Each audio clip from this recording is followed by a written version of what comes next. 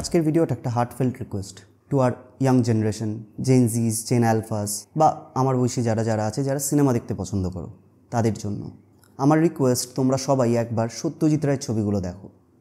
জানি ম্যাক্সিমাম বাঙালি হাত তুলে চেঁচিয়ে বলবে আমি দেখেছি, কিন্তু যারা দেখোনি বা যারা অনেক দিন আগে দেখেছো তাদের কাছে আমার রিকোয়েস্ট, প্লিজ আজকের দিনে দাঁড়িয়ে একবার ওনার কয়েকটা ছবি তোমরা দেখো।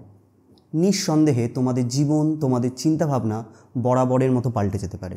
কিভাবে, সেটা নিয়ে আলোচনা করব। গ্রামের ছেলে, দরিদ্র, কিন্তু সেনসিটিভ। বাপ পুরুষ মারা গেল, আচ্ছা, ছেলেটি শহরে, সে পুরুষগিরি করবে না, বোল্ড, অ্যাম্বিশাস, বোল্ড। শিক্ষার ভেতর দিয়ে, স্ট্রাগলের ভেতর দিয়ে আমরা দেখতে পাচ্ছি তার কুসংস্কার, গোঁড়ামি সমস্ত কেটে যাচ্ছে। বুদ্ধি দিয়ে ছাড়া সে কোনো কিছু মানতে চাইছে না, কিন্তু তার কল্পনা শক্তি আছে, তার অনুভূতি আছে। ছোটখাটো জিনিস তাকে মুভ করছে, তাকে আনন্দ দিচ্ছে। বাংলা সিনেমা নিয়ে আলোচনা করতে গেলে সবার প্রথমে যার নামটা জলজল করে ওঠে সে আর কেউ নয়, সত্যজিৎ রায়। একটা মানুষ একটা নিউলি ইন্ট্রোডিউসড আর্ট ফর্মে কাজ শুরু করেন আর খুব কম সময়ের মধ্যেই বিশ্বব্যাপী একটা খ্যাতি তৈরি করতে পারেন। উনি না থাকলে এটা আমরা কোনো দিন জানতেই পারতাম না যে এমনটাও হতে পারে। কেন ওনার কাজগুলোকে কালজয়ী বলা হয়? কী এমন করেছেন উনি? সেই তো একই বাংলার গ্রামের জীবন, বাংলার দুঃখ, দারিদ্র, দৈন্যদশা, এই নিয়ে কাজ। সে তো বাংলায় কবে থেকেই চলে আসছে।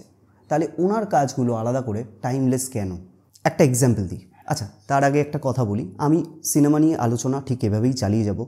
আমি সিনেমাই বুঝি, তাই সিনেমা নিয়ে কথা বলি, কালচার নিয়ে কথা বলি, ভালো কাজ, ভালো মেকারদের অ্যাকনলেজ করতে চাই। যদি আমার কথাগুলো ঠিক মনে হয় বা ভুল মনে হয় আমাকে সেটা জানাও, কমেন্ট করো আর সাবস্ক্রাইব করো। সাবস্ক্রাইব করলে তোমাদের অবধি পৌঁছানোর রাস্তাটা একটু ক্লিয়ার হবে, ইজিলি পৌঁছতে পারবো। যাই হোক, এক্সাম্পলটা দিই। 2022 সালে তখন রাশিয়া আর ইউক্রেনের যুদ্ধ তুঙ্গে, পৃথিবী জুড়ে মানুষ তখন ভয় পাচ্ছে এই তৃতীয় বিশ্বযুদ্ধ না লাগে। আবার এমন মানুষও দেখছি যারা অধীর আগ্রহে বসে আছে জীবনে অন্তত একবার একটা বিশ্বযুদ্ধ উইটনেস করবে বলে। এমন সময় কি দেখব করতে করতে অশনি সংকেত ছবিটা চোখের সামনে এলো। যারা যুদ্ধ চায় তারা চায় কারণ তারা জানে যে যুদ্ধ অনেক দূরে হবে, কিন্তু দূর থেকেও যুদ্ধ কতটা ভয়াবহ, যুদ্ধ কতটা যন্ত্রণাদায়ক সেটা সেদিনকে বুঝেছিলাম ছবিটা দেখার পর। যারা দেখেছো তারা জানো। অর্থাৎ 1973 সালে তৈরি একটা ছবি আজও এতটাই রিলেটেবল, এতটাই রেলেভেন্ট যে আজকে 2022-এ দাঁড়িয়েও আমি বুঝতে পারছি যে যুদ্ধ হলে তার ফল কী হতে পারে একটা সিনেমা দেখে। তাহলে করলো তো কালকে জয়। যে কাজ বা যে আর্ট আজও রেলেভেন্ট বা পরবর্তীকালেও রেলেভেন্ট থাকবে, বুঝে নিতে হবে সেই কাজ কিন্তু কালজয়ী কাজ, টাইমলেস কাজ।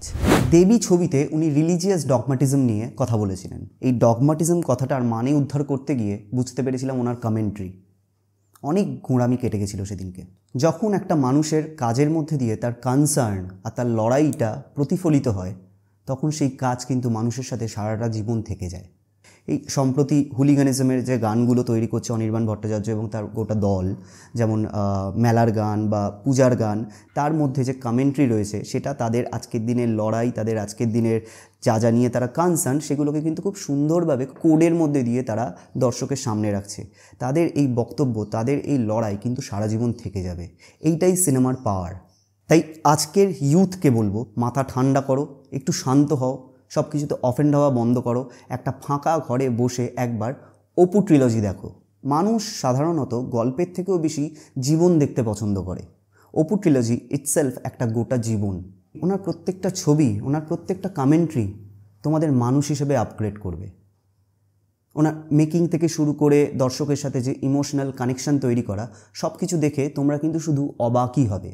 গুপিগাইন বাঘাবাইন বা হীরক রাজার দেশে ছবিতে ওনার সার্কাজম, ওনার স্যাটায়ার দেখে তোমরা চমকে যাবে। আজও তোমাদের বলতে ইচ্ছা করবে, দড়ি ধরে মারো টান, রাজা হবে খান খান। দড়ি ধরে মারো টান, রাজা হবে খান খান। আমার ছোট থেকেই ওনাকে একজন হিরোর মতো মনে হয়। ইনফ্যাক্ট ছোটোবেলায় শুধু ওনার গলার স্বর শোনার জন্য বারবার ইউটিউবে ওনার ইন্টারভিউগুলো চালাতাম, শুনতাম। অনেক বছর সময় লেগেছিল ওনার কথা বা কন্টেন্ট অফ হিজ ওয়ার্ডস সেগুলো বুঝতে। কিন্তু যেদিন বুঝতে পারলাম সেদিন জীবনটা পাল্টালো। মনে হলো সিনেমা একটু কাছে এলো, বা আমি সিনেমার একটু কাছে যেতে পারলাম।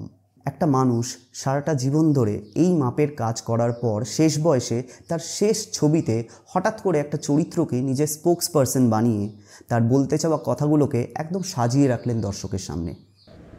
সভ্য সভ্য কোথায়? বর্বর বাবেক। সভ্যকে জানেন? সভ্য হচ্ছে সেই মানুষ যে আঙুলের একটি চাপে, একটি বোতাম টিপে, একটি ব্রহ্মাস্ত্র নিক্ষেপ করে সমস্ত অধিবাসী সমেত একটা গোটা শহরকে নিশ্চিহ্ন করে দিতে পারে। আর সভ্যকারা জানেন? যারা এই অস্ত্র প্রয়োগের সিদ্ধান্ত নিতে পারে উইদাউট টার্নিং এ হেয়ার।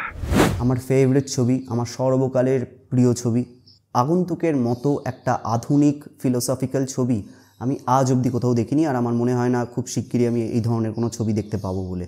ধর্ম, ভগবান, কালচার, বিজ্ঞান, আরবান জীবন, রুরাল জীবন, জঙ্গলের জীবন, টেক, নাসা, নেশা, সব কিছু নিয়ে বলা ওনার কথাগুলো কেমন যেন মজ্জার মধ্যে বসে গেছে। চাইলেও বোধহয় আর কোনো দিন সেগুলোকে আনলার্ন করতে পারবো না। আমি বিশ্বাস করি এই ছবিগুলো আমাকে অনেক কিছু দিয়েছে, আর জীবনের কঠিন সময় তার অনেক প্রমাণও আমি পেয়েছি। সেই কারণেই পরিচিত প্রত্যেকটা মানুষকে চিরকাল রীতিমতো জোর করেছি আমি এই ছবিগুলো দেখার জন্য। আমি নিজে অনুভব করেছি দ্য পাওয়ার অফ সিনেমা। জীবনে যখন যখন কোনো কনফ্লিক্ট তৈরি হয়েছে, খুব কাকতালীয়ভাবে সেই কনফ্লিক্টের সাথে রিলেটেডই কোনো ছবি বা কোনো দৃশ্য বা কোনো ডায়লগ হঠাৎ করে সামনে চলে এসেছে এবং মোটিভেট করেছে আমাকে। খুব অদ্ভুত। তাই আমি চাই এই পাওয়ার, এই শক্তি প্রত্যেকটা মানুষ পাক, নতুন জেনারেশন পাক, তাদের বোধ বাড়ুক, তাদের জ্ঞান বাড়ুক, তাদের বোধ বাড়ুক, তাদের পারসেপশন অন্যরকম হোক, তাদের জিনিসপত্র দেখার ভঙ্গিমাটা অন্যরকম হোক, একটা সিস্টেম রিস্টোর হোক, একটা নতুন পৃথিবী তৈরি হোক। আমরা সারাক্ষণ শুধু রিগ্রেট নিয়ে কথা বলি বা রিগ্রেট নিয়ে ভাবি, কি পাওয়া হলো, কি পাওয়া হলো না, কি চাওয়া হলো, কি চাওয়া হলো না, কি দেওয়া হলো, কি দেওয়া হলো না, এইসব নিয়ে সারাক্ষণ রিগ্রেটের মধ্যে থাকি। আমার জীবনের সমস্ত রিগ্রেটকে সিনেমা একটা এককে নিয়ে এসেছে, একটা মাত্র রিগ্রেটে নিয়ে এসেছে। বিশেষ করে বলতে পারি এই আগন্তুক ছবিটা দেখেই সেটা হয়েছে। কি রিগ্রেট?